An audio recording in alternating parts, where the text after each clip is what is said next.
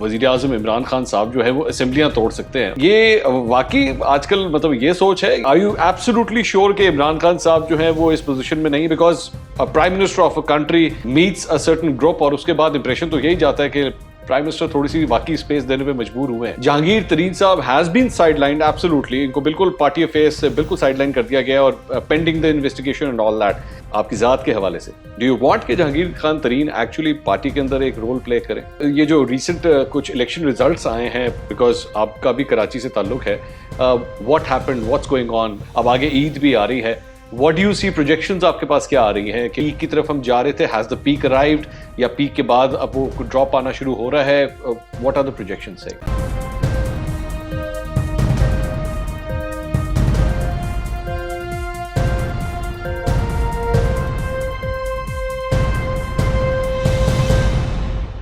अस्सलाम वालेकुम नाज़रीन, मैं हूं मंसूर अली खान। अपने YouTube चैनल के ऊपर आपको खुश आमदीद कहूँगा। सबसे पहले आपसे दरख्वास्त के चैनल को सब्सक्राइब करना मत भूलिएगा और बेल आइकन ज़रूर प्रेस कीजिएगा।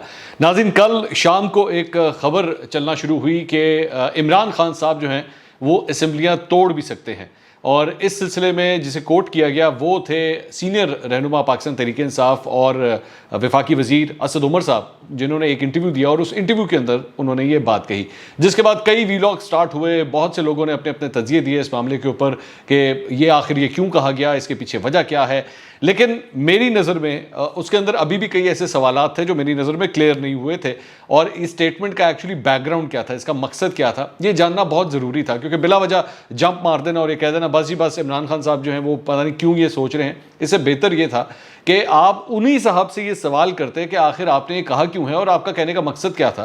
क्योंकि पूरे मुल्क में जो है वो इस कोटेशन को लेके पहले कम किया गया, फिर मुख्तलिफ बातें शुरू हो गई, तो काफ़ी बहस मुबाहिसा और थोड़ी सी कन्फ्यूजन पैदा होगी। इसीलिए हमने सोचा कि जिन्होंने कहा है उन्हीं से बात कर ली जाए। असद उमर साहब, सीनियर रहनुमा पाकिस्तान तहरीक-ए-इंसाफ, हमारे साथ मौजूद हैं, उन्हीं से ये सवाल कर लेते हैं। अस्सलाम वालेकुम असद साहब, बहुत शुक्रिया आपने आज हमारे लिए वक्त निकाला। असद साहब, कल आपका एक इंटरव्यू काफ़ी वायरल हुआ और आपके साथ एक बयान मंसूब किया गया कि जनाब आपने कह दिया है कि वज़ीर आज़म इमरान खान साहब जो है वो असेंबलियाँ तोड़ सकते हैं, और फिर एक पूरा पैनिक फैल गया सोशल मीडिया के ऊपर। तो ये वाकई आजकल मतलब ये सोच है, या कोई you actually wanted to say something else और हुआ कुछ और? नहीं, वो अगर आप वो इंटरव्यू देखें तो आपको उसमें नजर आएगा कि मुझसे ये सवाल जो है वो एक दफा नहीं, वो एक से ज्यादा दफा पूछा गया, और उसका कोई कॉन्टेक्स्ट नहीं था, उसका ऐसे कोई बिल्डअप नहीं था कि ये सूरत हाल होगी एंड देयरफॉर अब क्या असेंबलियां तोड़ देंगे। It was just a conceptual एक सवाल मुझसे पूछा गया, क्या इमरान खान असेंबलियां तोड़ सकते हैं? हाँ। पहले मैंने उसको जवाब दिया, फिर दूसरी दफा पूछा, मैंने कुछ और जवाब, फिर तीसरी दफा फिर पूछा। तो जब मैंने कहा, बुनियादी तौर पे मैं ये कह रहा था, मैं अपना तजिया पेश कर रहा था Imran Khan as a person, जैसे मैं उनको समझता हूँ, जो उनकी पर्सनैलिटी जो मैंने जितनी देखी है। दो पहलू उसके निकलते हैं। एक तो जाहिर है कि पावर में सिर्फ होना कोई उनका कोई एंड रिजल्ट नहीं है, राइट? वो एक मीन्स है जिससे वो एक एंड रिजल्ट अचीव करना चाहते हैं। एक पाकिस्तान का उनके दिमाग में खाका है जो जो जिसको अचीव करना चाहते हैं, राइट? और उसको करने के लिए इक़्तिदार में आना जरूरी है। तो ये तो बिल्कुल क्लियर है कि वो पावर को परसू किया उन्होंने। वो ऐसा नहीं है कि वो कोई एनजीओ चला रहे थे, पॉलिटिकल पार्टी चला रहे थे विद एन एम्बिशन। लेकिन it was also always clear and still is clear today कि वो एंड पर्पस नहीं है। तो अगर वो एंड पर्पस नहीं अचीव कर सक रहे, तो एक तो वो पहलू है कि अगर आपको नजर आ रहा है लेजिस्लेशन आप नहीं कर पा रहे हैं, या और भी जो कोई भी आपको प्रॉब्लम्स आ रहे हैं, तो सिर्फ टाइम पूरा करने के लिए इमरान खान जो है कि यार कुर्सी मिल गया अब इसको चिमट के बैठ जाओ, वो इमरान खान नहीं करने वाला। और दूसरा इसका जो पहलू है वो ये है कि बिकॉज एक सिचुएशन है, कोalition गवर्नमेंट है, थिन मेजोरिटीज हैं, तो अगर कोई ये समझता है कि वो ब्लैकमेलिंग वगैरह करके कुछ निकलवाया जा सकता है, तो वो तो मैंने पूरी स्टोरी सुनाई थी कि क्या हुआ था पिछली पार्लियामेंट्री टर्म में। तो वो भी इमरान खान जो है ना वो ब्लैकमेल में आने वाला नहीं है। ये बुनियादी पॉइंट में कह रहा था। इस वक्त जो सूरत हाल है, इस वक्त कोई ऑन द टेबल नहीं है, किसी ने ये इशू रेज नहीं किया, ना इमरान खान की सिचुएशन कोई ऐसी नजर आती है कि उनको कोई जरूरत पड़े असेंबली डिसॉल्व करने की। अच्छा, वैसे when you say ब्लैकमेलिंग, तो इट्स ऑब्वियस कि सबका जहन, और आई एम प्रीटी श्योर आपका जहन भी जो है वो बेसिकली जहांगीर तरीन साहब वाले मामले की तरफ ही जा रहा है कि ग्रुप जो है वो पूरा आके मिला। But are you absolutely sure कि इमरान खान साहब जो हैं वो इस पोजीशन में नहीं, because prime minister of a country meets a certain group और उसके बाद इंप्रेशन तो यही जाता है कि प्राइम मिनिस्टर थोड़ी सी बाकी स्पेस देने पे मजबूर हुए हैं। अच्छा, पहली बात तो ये मैं बिल्कुल वाजे कर दूं कि मुझे जितनी इंफॉर्मेशन मेरे पास है, मेरे पास कोई रीजन नहीं है ये बात को सोचने का या यकीन करने का कि जहांगीर तरीन को ब्लैकमेलिंग करने की कोशिश करें। मेरे पास ऐसी ओके, कोई इंफॉर्मेशन नहीं है। ठीक ठीक। और ना ही ये लोग जो है इसमें जो एमएनएज हैं उनके साथ तो ज्यादातर के साथ तकरीबन सभी के साथ बराह रास्त मेरा ताल्लुक भी है। और वो जो ठीक। फेमस डिनर हुआ था उसके बाद जो है इनमें से अक्सरियत मुझसे इनफरादी तौर पर मिल भी चुकी है। वो काम के लिए आते रहते हैं। तो उनमें से तो कोई भी ऐसा नहीं था जो ये कह रहा है कि जी बस अब तो हुकूमत ने अगर ये ना किया तो ये कर देंगे। उनका बड़ा सादा सा मुद्दा था। वो कहते हैं जी जहांगीर तरीन साहब सीनियर आदमी है, हमारे साथ उन्होंने अच्छा किया था, किसी को टिकट दिलवाने में मदद की है, जो कुछ भी किया वो हमारे साथ अच्छे रहे, उन्होंने हमें बुलाया तो बिल्कुल हम जाएंगे और हम ये चाहेंगे कि उनके साथ कोई ज्यादती ना हो। सिर्फ इतनी बात की, किसी ने ये नहीं कहा कि जी बस अब तो ਅਸੀਂ ਨੱਬ ਲਿਆਂਗਾ ਤੁਹਾਨੂੰ। ऐसी सूरत हाल बिल्कुल भी नहीं है। अच्छा, वैसे बट आपसे शायद उस वक्त ना की हो, लेकिन जब वो मीडिया से बात करते हैं तो उसमें तो कुछ थ्रेट्स वगैरह दिए उन्होंने कि जी हम सोचने पे मजबूर हो जाएंगे, इस्तीफों की ऑप्शन भी मौजूद है एंड स्टफ लाइक दैट। आप राजा रियाज की बात करें, देखिए राजा रियाज के अलावा जो है, अच्छा राजा रियाज की भी मुझसे जो अलग से बात होती रही है, पहली दफा, चले मैं आपको ये भी ऑन एयर स्टोरी सुना देता हूँ। पहली हाँ, दफा जब राजा रियाज ने एक स्टेटमेंट दिया था जहांगीर तरीन की कुछ शुरू हुई थी इन्वेस्टिगेशन, तो उन्होंने एक पब्लिक स्टेटमेंट दिया था जिसमें उन्होंने कहा था यार हमारी पार्टी के सीनियर आदमी है हम्म, और उनके साथ जो है वो कोई ज्यादा, मुझे एग्जैक्ट वर्ड्स नहीं याद, कोई ज्यादा नहीं होनी चाहिए। तो वो बड़ा उसका भी शोर हुआ था। और उसके बाद हम फैसलाबाद के कुछ एमएनएज बैठे हुए थे प्राइम मिनिस्टर के पास, और साथ में भी था, 4-5 फैसलाबाद के एमएनएज थे। तो वहां पे कोई जिक्र है, मैंने कहा यार क्या गलत था जो उसने राजा रियाज ने कहा, तो हाँ, ठीक है जायज बात की थी, उसमें क्या खराबी है। तो वो हाँ, जाके किसी ने राजा रियाज को बता दिया, राजा रियाज मेरे से मिलने के लिए आ गए। तो देखें, अगर आप ये बात कर रहे हैं कि जहांगीर तरीन के साथ ज्यादती नहीं होनी चाहिए, तो ये तो तरीके इंसाफ का मंशूर है यार कि इंसाफ हाँ, मिलना चाहिए, हाँ, नहीं नहीं, सबको ऑब्वियसली। मिलना चाहिए, ताकतवर हो कमजोर हो सबको बराबर इंसाफ मिलना चाहिए। तो मेरे ख्याल में वो उसमें कोई हर्ज नहीं है। अभी तक जैसे मैंने कहा, या इवन राजा रियाज की मुझे तो कोई डिमांड नहीं पता कि उन्होंने कोई अपनी जात के लिए कोई डिमांड की होगा, अगर ये नहीं किया तो फिर हम ये कर देंगे, ऐसी सूरत हाल नजर नहीं आई मेरे साथ, कम से कम मेरे इल्म में कोई नहीं ऐसी बात। मैं ये तो मीडिया पे तो रिपोर्ट हुआ कि शहजाद अकबर साहब के रिमूवल या कम से कम इस इन्वेस्टिगेशन से दूर करने के हवाले से तो डिमांड रखी गई थी।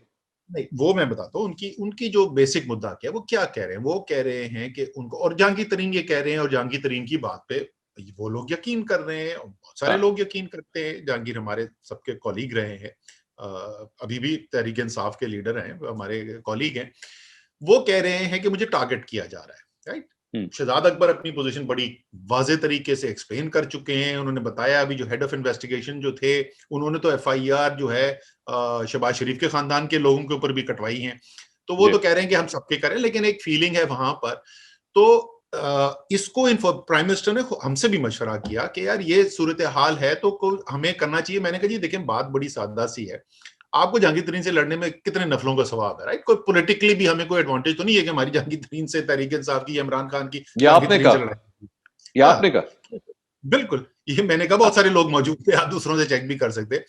अच्छा, सिर्फ दो दो चीजें होनी चाहिए। बिल्कुल, अगर कोई सूरत हाल ऐसी पैदा हो रही है जिससे लग रहा है टारगेट किया जा सके, और मैं आपको बताता हूँ उसमें स्पेसिफिकली अली जफर का नाम लिया गया। अली जफर जो है लॉ भी समझते हैं और हाँ, उनकी क्रेडिबिलिटी है, सब ये समझते हैं कि अली जफर जो है वो एक इम्पार्शियल आदमी है और सच की बात करने वाले आदमी है।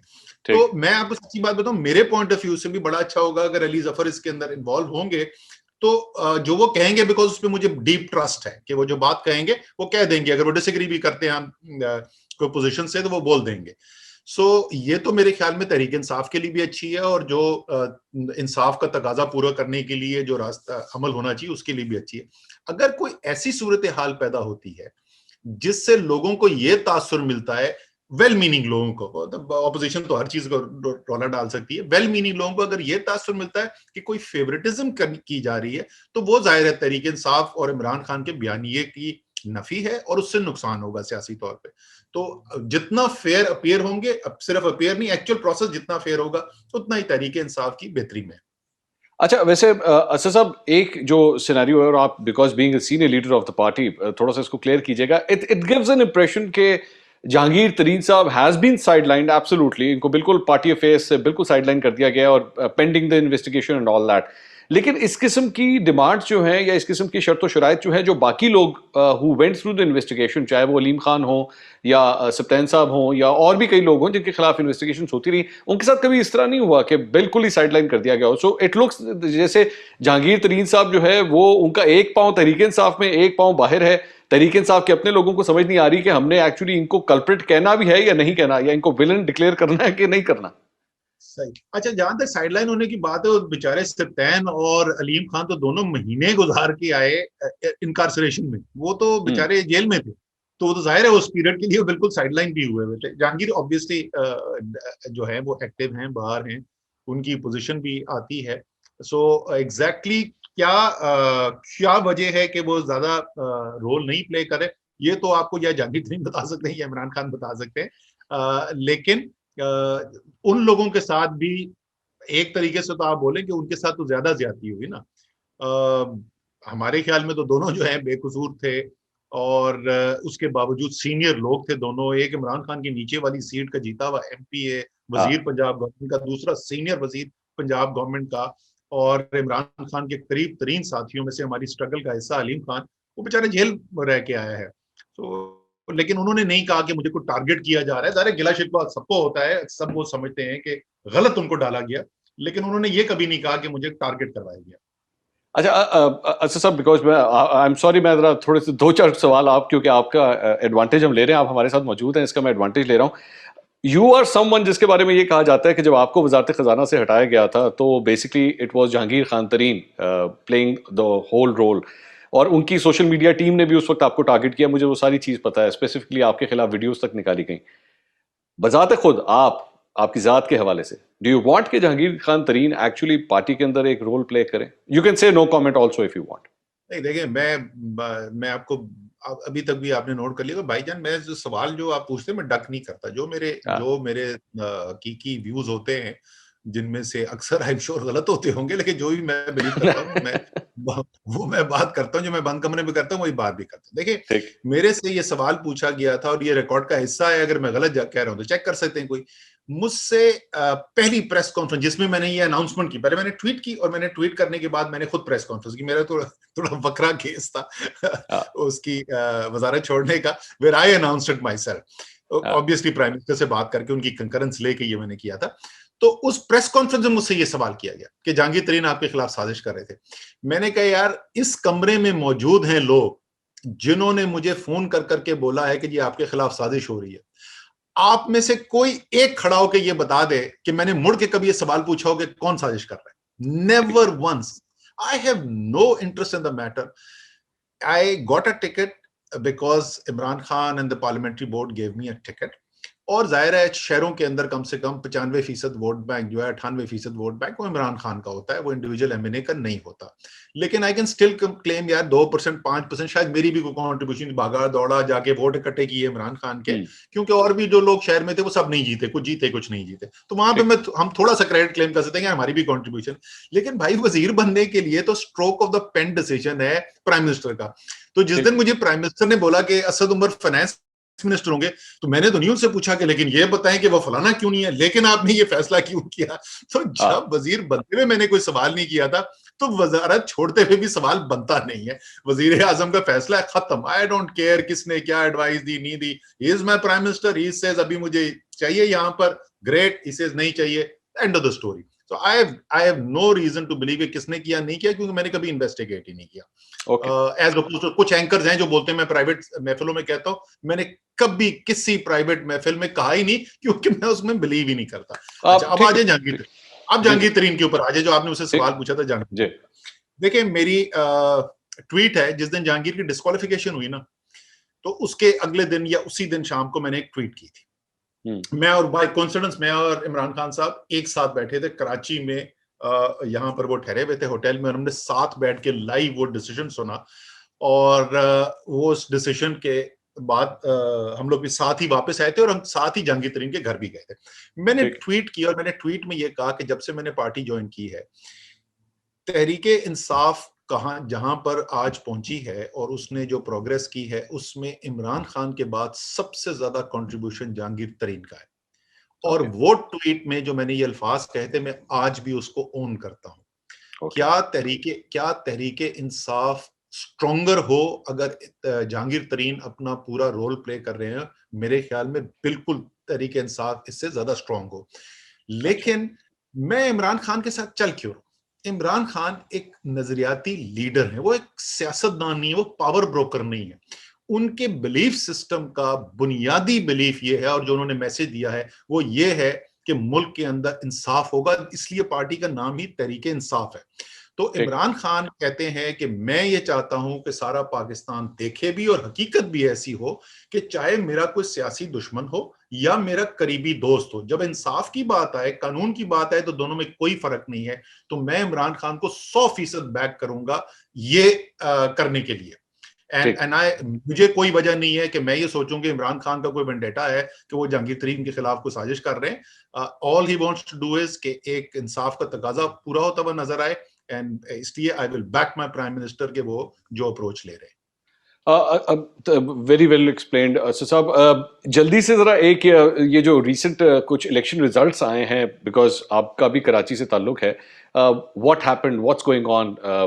मेरे ख्याल में जितने ज़िमनी इंतखाबात हुए, सिर्फ एक सीट पाकिस्तान तहरीक इंसाफ जीत सकी। They losing all over the country, what happened? अच्छा, नहीं, जो बाकी जो हमारे पास रिजल्ट्स आए ना, मैं आपको बताता हूँ। जो खराब हमारे लिए नतीजा आया वो था नौशेरा। नौशेरा परवेज खटक का शहर, वहां पे हम सीट जीती हुई जो हारे, वो एक सेटबैक था हमारे लिए।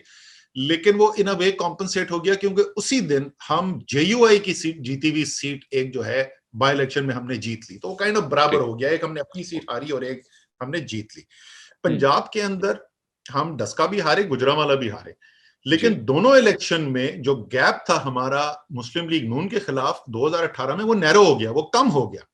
ओके। तो वो रिजल्ट कोई इतना कोई नेगेटिव रिजल्ट नहीं था तहरीक इंसाफ के लिए। ये वाला जो रिजल्ट है, इसमें कोई शक नहीं कि ये बड़ा नेगेटिव रिजल्ट है। तहरीक इंसाफ की जीती हुई सीट थी और वो जीती हुई सीट हमने हारी, और वो हारने में भी हमारी पोजीशन इतनी अच्छी नहीं रही।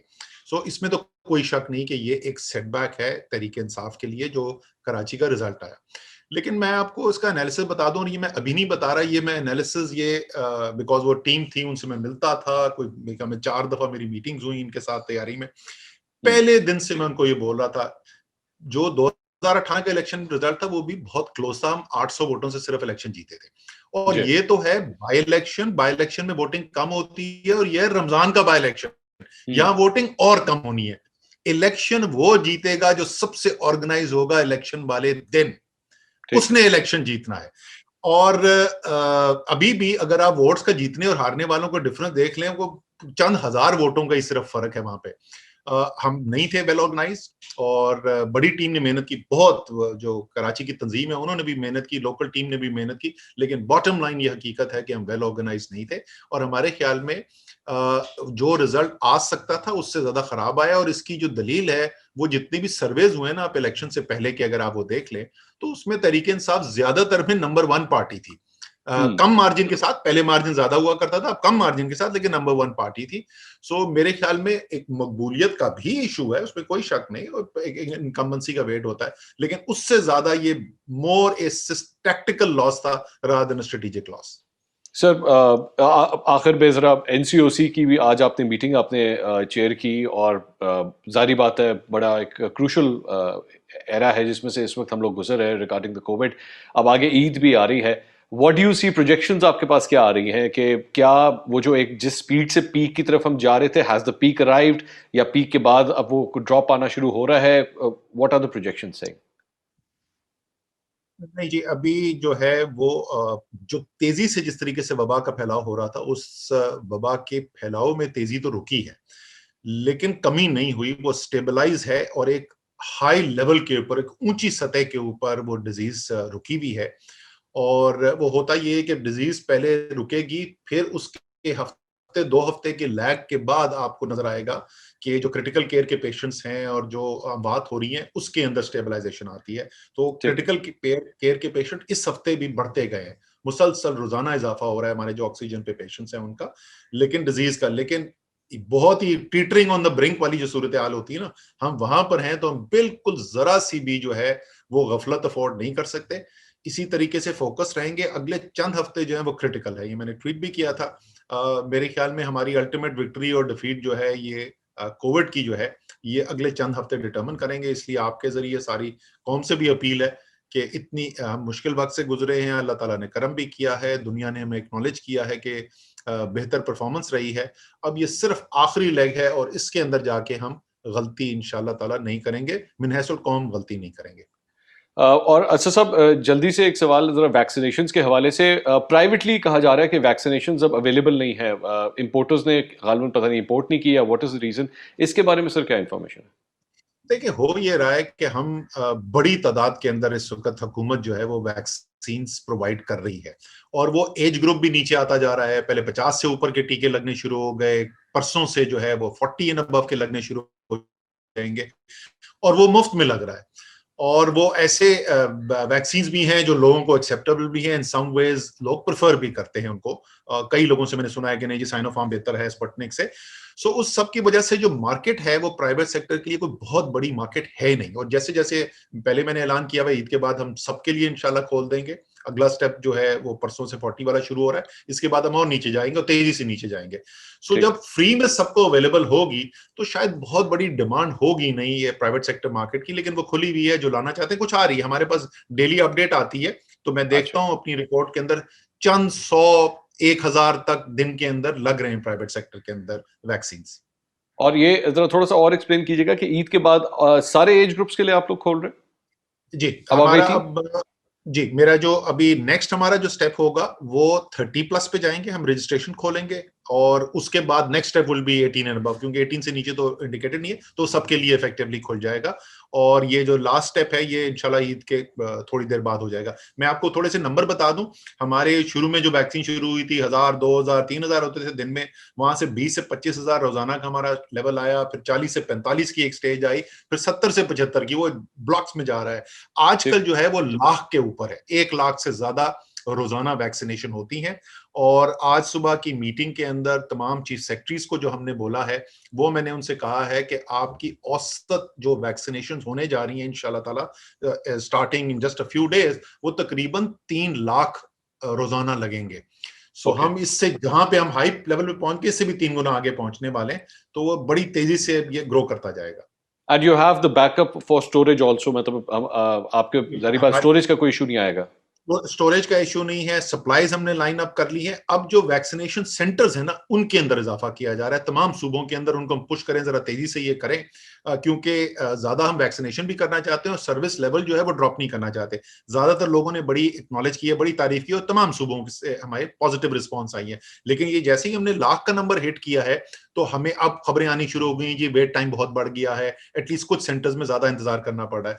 तो इसलिए हम कह रहे हैं कि रैपिडली एक्सपैंड करें इस कैपेसिटी को, ताकि लोगों को अच्छी क्वालिटी भी मुहैया हो और वहां पे जब सिटीजन जाए तो वो एक रिस्पेक्टेड तरीके से फील करे कि उसको ट्रीट किया जा रहा है। Thank you so much Asad sahab, thank you so much for your time. नाज़रीन, असद उमर साहब की आपने गुफ्तगू सुनी और मेरे ख्याल में काफ़ी हद तक सवालात जो जहन में थे वो उन्होंने क्लियर कर दिए हैं। चाहे मामला अपनी स्टेटमेंट के हवाले से हो कि क्या इमरान खान साहब असम्बलियाँ तोड़ना चाहते हैं, या मामला फिर जो हालिया इलेक्शंस हुए हैं, जहांगीर तरीन का मामला और कोविड के हवाले से, कोरोना के हवाले से क्या इस वक्त जहन में चल रहा है, वैक्सीनेशन के हवाले से किस तरह हुकूमत प्लान कर रही है, मेरे ख्याल में सारे ही सवालात के उन्होंने जवाब दे दिए। अगले व्लॉग में दोबारा मुलाकात होगी। अल्लाह हाफिज़।